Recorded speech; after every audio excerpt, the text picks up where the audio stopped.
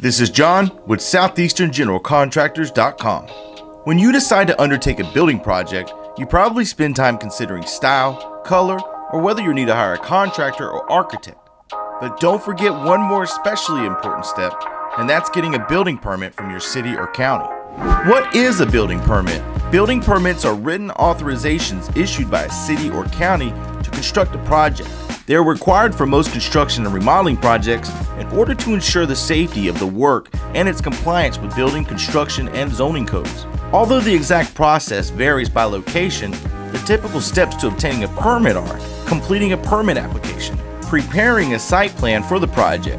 Most projects are always extensive, and you will need to hire an architect or other professional to draw the complete house plan, as it will be constructed to show that it will meet building and zoning codes. You will also need to fill out an energy compliance form, a workers' compensation form, have a lien agent assignment printout with the entry number, as well as elevation certificate if the project is within flood zones.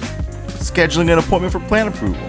You may be able to receive approval in person at an over-the-counter review, or the city may take several days or weeks to review the plans. The process may get extended even further if the city requires corrections and revisions.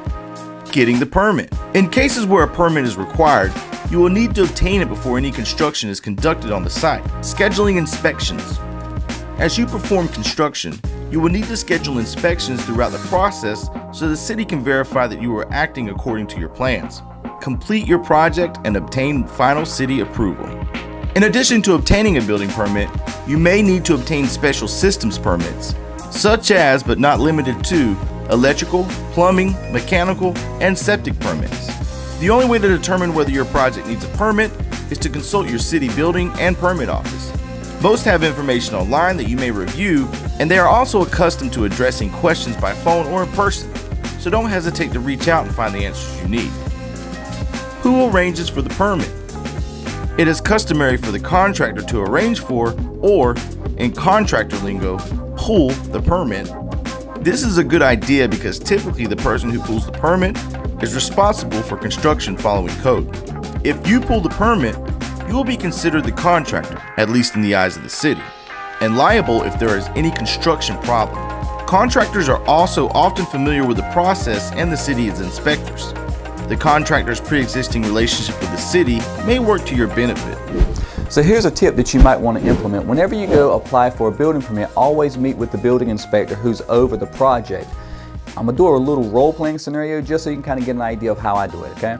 So I walk in, I find out who the building inspector is. Let's say it's Mr. Thomas. Hey, Mr. Thomas, my name is Ralph Locklear with Southeastern General Contractors. We're going to be working on the XYZ project, and I wanted to introduce myself and find out, are there any pet peeves that you have? I know, you've been doing this probably for a while, and you've seen certain things, maybe repetitious things that, just maybe rubs you the wrong way. I don't want to be that guy, so I would like to know, maybe what some of those things are, and I'd like to write them down so I can be sure not to, do those same things when you come to our job sites. Do you mind sharing with me some of what those are?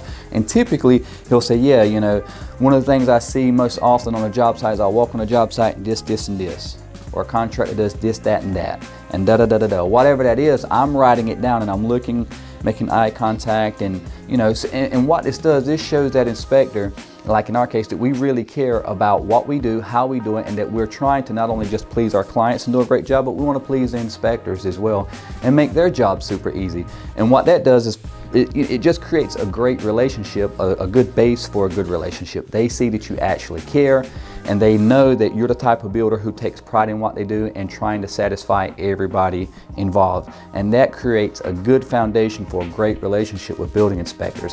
What if you skip getting a permit? Oh, no! No! If your project requires a permit, get a permit. If you're working with a contractor who suggests skipping this step, you really might want to consider moving to another contractor.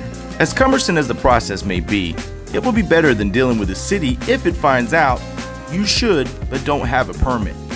The city may force you to obtain a permit and could double or triple the permitting fees.